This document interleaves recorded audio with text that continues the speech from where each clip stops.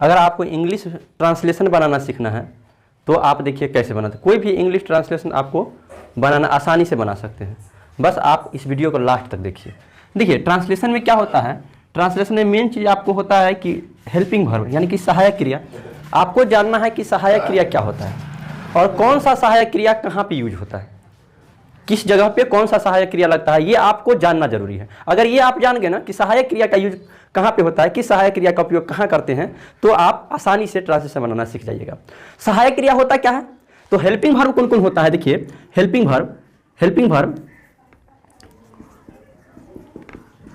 Verb कौन कौन होता है, सो आप देखिए जो सहायता करता है, किसी भी वाक्य को लिखने में जो सहायता करता है ना, उसी को हेल्पिंग वर्ब कहते हैं। जैसे एम, ये सहायक क्रिया होता है। इज, आर, हैव,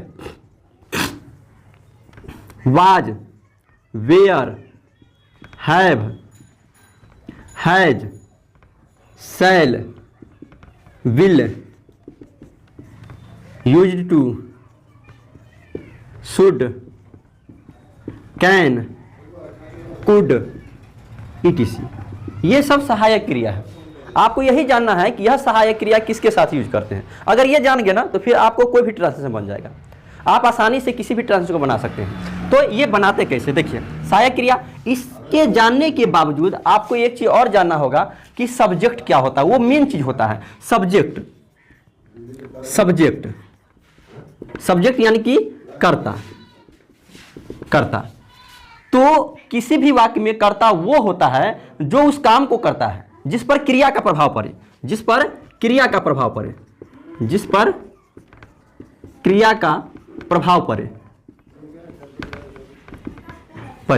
वह कर्ता होता है।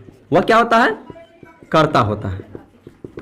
जैसे आई का मतलब मैं होता है, we, you, he, she, it, they, बहुत सारा, वह कर्ता होता है।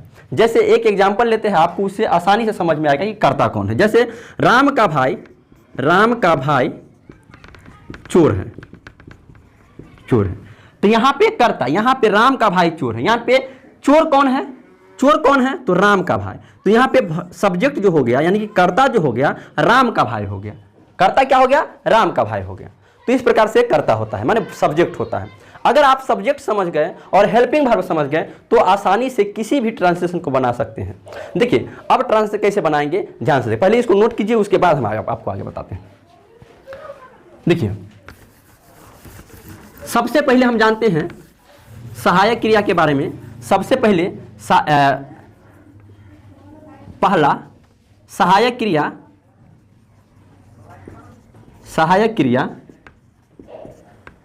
एम, सहायक क्रिया को हेल्पिंग वर्ब भी कहते हैं, लिख देते हैं हेल्पिंग वर्ब।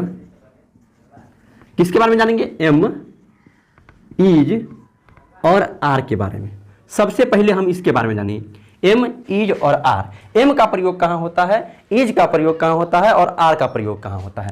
देखिए एम जो है ना, आई माने क्या होता है, मैं। आई के साथ लगता है एम।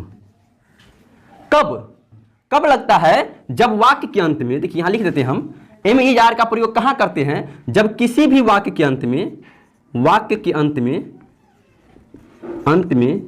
क्या लगा हो, है, हो, हूं लगा हो। जब कोई भी ट्रांसलेशन आप बनाइएगा और वाक्य टेंस से रिलेटेड नहीं बता रहे, टेंस एक अलग चीज होता है, टेंस से रिलेटेड रहेगा और अंत में है लगा रहेगा और एम, इज, आर का प्रयोग नहीं करेंगे तो आप कहेगा कि एम, इज, आर का प्रयोग क्यों नहीं किए, तो वो अलग चीज होता है। पहले टेंस से रिलेटेड नहीं बता रहे हैं, उससे पहले का बात बता रहे हैं, टेंस आगे बताएंगे आपको। देखिए तो जब अगर वाक्य के अंत में है रहे लगा या हो या हूं यानी हविर हनने वाला कोई भी शब्द लगा रहेगा तो आप आई के साथ क्या लगाइए, आई माने मैं होता है, आई के साथ लगा दीजिए एम। यू माने क्या होता है, तुम होता है, यू माने तुम या तुम लोग या आप लोग। दे माने वे लोग। वी माने क्या होता है, हम लोग। इस सभी और प्लुरल माने बहुवचन, मतलब अगर कुत्ता रहेगा तो कुत्ता के साथ ही चलेगा, लेकिन कुत्ते रहेगा माने बहुवचन, डॉग्स हो गया तो उसके साथ आर लगाइएगा। बहुवचन माने कोई भी चीज बहुवचन में रहेगा तो इस सभी के साथ आप लगाइएगा आर, ये सभी के साथ क्या लगेगा आर। और उसके बाद ही माने वह होता है लड़का का प्रयोग होता है लड़का के लिए, पुरुष के लिए। सी माने वह होता है स्त्री के लिए। और इट माने कोई भी निर्जीव वस्तु के लिए। और क्या होता है सिंगुलर माने एक वचन, सिंगुलर यानी एक वचन में। इस सभी में क्या लगता है इज का प्रयोग लगता है, इस सभी में इज का प्रयोग लगता है। तो इसको हम अलग लिख लेते हैं। देखिए क्या हम बताया अभी, देखिए एम का प्रयोग, आई के साथ क्या करते हैं, आई के साथ हम एम लगा देते हैं। और यू, दे, वी और प्लुरल माने बहुवचन, इसके साथ क्या लगाते हैं आर का प्रयोग करते हैं। और ही, सी, इट और कोई भी नाम रहे। और सिंगुलर माने एक वचन का प्रयोग, इस सभी में क्या करते हैं इज का प्रयोग करते हैं। ये बात आपको ध्यान रखना है। अब हम ट्रांसलेशन बनाते कैसे है, ध्यान से देखिए कैसे कोई भी ट्रांसलेशन बना लेते हैं। देखिए कोई भी ट्रांसलेशन जो रहता है ना 4 प्रकार के वाक्य में रहता है। या तो एक असर्टिव वाक्य रहेगा, या तो एक निगेटिव वाक्य रहेगा, या तो एक आईएस यानी इंट्रोगेटिव वाक्य रहेगा, और एक रहेगा WH वर्ड वाला वाक्य। समझे?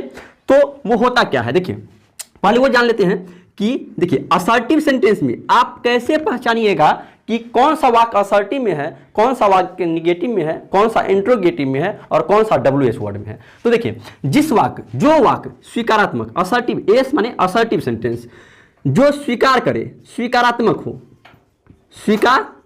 हो, यानी कि जैसे वह तैयार है, तुम खुश हो, ये सब क्या है असर्टिव सेंटेंस का वाक्य है। दूसरा देखिएगा निगेटिव सेंटेंस का वाक्य कैसा रहता है, नकारात्मक यानी नहीं वाला। मोटा मोटी समझिए नहीं वाला जितना रहेगा ना सब निगेटिव सेंटेंस का वाक्य होता है। जैसे तुम तैयार नहीं हो, वह खुश नहीं है, मतलब आप समझिएगा कि नहीं वाला जितना होगा ना, नहीं वाला कोई भी वाक्य में नहीं लगा होगा तो समझ जाइए कि निगेटिव सेंटेंस का वाक्य है। आईएस का क्या होगा इंट्रोगेटिव सेंटेंस, आईएस का मतलब इंट्रोगेटिव सेंटेंस का वाक्य क्या होगा, शुरू में, वाक्य के शुरू में क्या लगा हुआ रहेगा, वाक्य के शुरू में क्या लगा हो, कोई भी वाक्य रहेगा अगर शुरू में क्या से शुरू रहेगा तो समझ जाइएगा कि इंट्रोगेटिव सेंटेंस का वाक्य है। जैसे क्या तुम तैयार हो, क्या वह उदास है, क्या सीता बीमार है, क्या से शुरू होगा तो समझ जाइएगा कि इंट्रोगेटिव सेंटेंस का वाक्य है। चौथा वाक्य होता है WH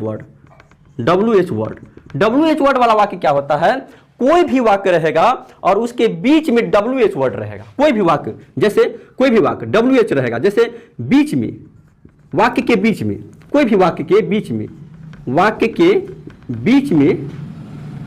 बीच में रहेगा क्या, क्यों, कहाँ, कब, कैसे, कौन, ये सब क्या रहेगा वाक्य के बीच में रहेगा। क्या का व्हाट होता है, क्यों का व्हाई होता है, कहाँ का वेयर होता है, कब का व्हेन होता है, कैसे का हाउ होता है, कौन का हु होता है। तो ये सब अगर वाक्य के बीच में ये सब लगा रहेगा तो समझ जाइएगा कि वाक्य जो है WH वर्ड का है। जैसे में वह क्यों तैयार है, तुम क्यों उदास हो, वह कब खुश है, वह कैसे बीमार है। तो यह सब क्या है WH वर्ड का वाक्य है। इस प्रकार से 4 प्रकार, कोई भी ट्रांसलेशन आपको 4 प्रकार से रहेगा। अब ट्रांसलेशन कैसे बनाते हैं हम देखते हैं। देखिए इसको नोट कीजिए, उसके बाद हम आगे आपको बताते हैं। स्ट्रक्चर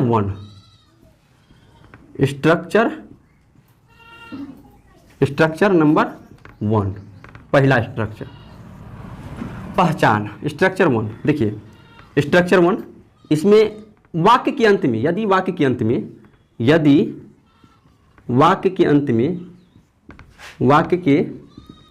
में क्या लगा हो, है, हो, हूँ, अगर ये है, अगर वाक्य के अंत में ये सब है तो आपको सहायक क्रिया के रूप में एम, इज, आर का प्रयोग कीजिएगा।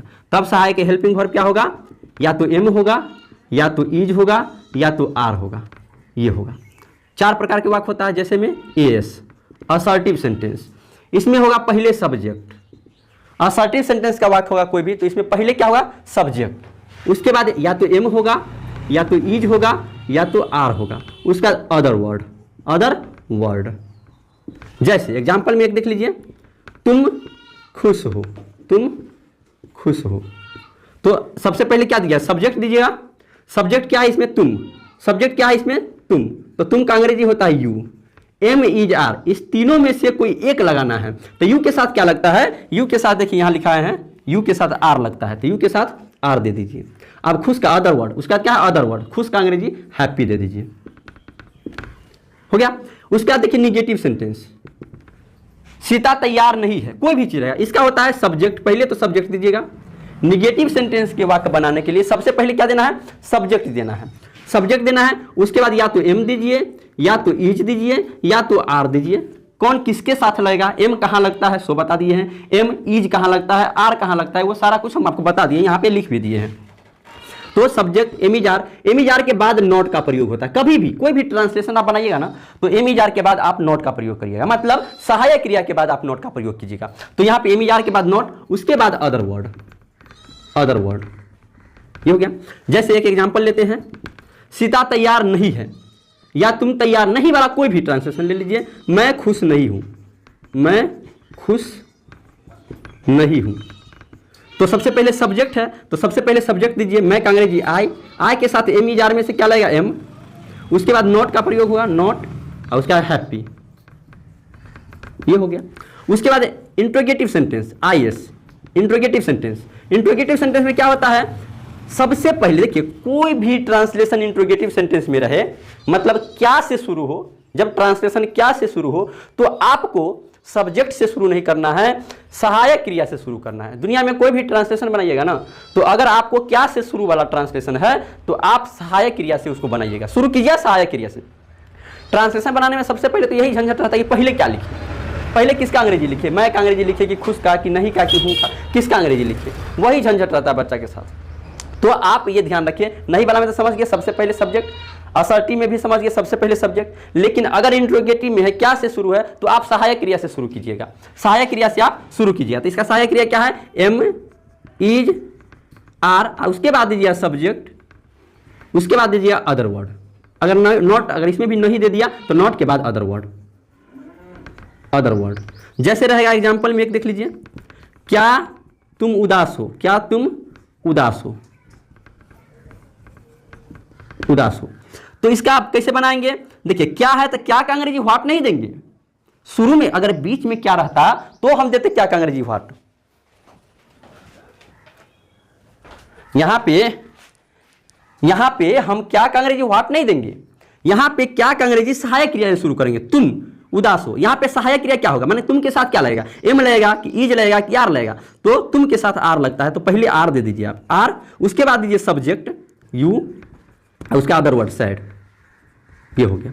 एक होता है WH वर्ड, WH वर्ड, ये वाक्य होता है।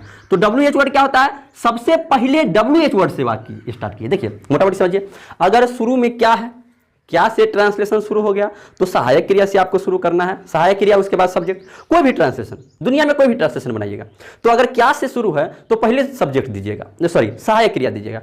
और अगर WH वर्ड का वाक्य है, WH वर्ड मतलब कि बीच में क्या, कब, कहाँ, कैसे, ये सब बीच में है, तो बीच में WH वर्ड से आपको स्टार्ट करना है। वाक्य को कैसे स्टार्ट करना है, WH वर्ड से स्टार्ट करना है। तो पहले आपको WH वर्ड लिख देना है, उस वाक्य में जो भी WH वर्ड रहेगा WH वर्ड दे देना है। उसके बाद देना है M, जो सहायक क्रिया रहेगा, M, इज, आर, उसके बाद दे देना है सब्जेक्ट, उसके बाद दे देना है अदर वर्ड, अदर वर्ड। इसका एग्जाम्पल लेते हैं, आप कैसे बीमार हैं, आप कैसे बीमार हैं, कैसे बीमार हैं। तो इसमें क्या करना है, सबसे पहले आप कैसे बीमार हैं, तो आपका अंग्रेजी नहीं देना है शुरू में। अगर बीच में क्या, कब, कहां, कैसे, कितने, क्यों, अगर बीच में रहे, वाक्य के बीच में रहे, तो आपको उसका अंग्रेजी पहले दे देना है। कैसे रहे, चाहे क्या रहे, चाहे कब रहे, ये अगर वाक्य के बीच में, तो उसका अंग्रेजी आपको पहले देना है। कैसे का अंग्रेजी पहले दे दीजिए, हाउ। उसके बाद सहायक क्रिया दीजिए, तो आपके साथ सहायक क्रिया आर लगता है, आर, आपका अंग्रेजी यू होता है और उसका बीमार का इल। तो इस प्रकार से यह हो जाएगा। समझे बात को। ये दोनों में तो झंझट नहीं है, एमिजार के बाद नॉट दे देना है निगेटिव में।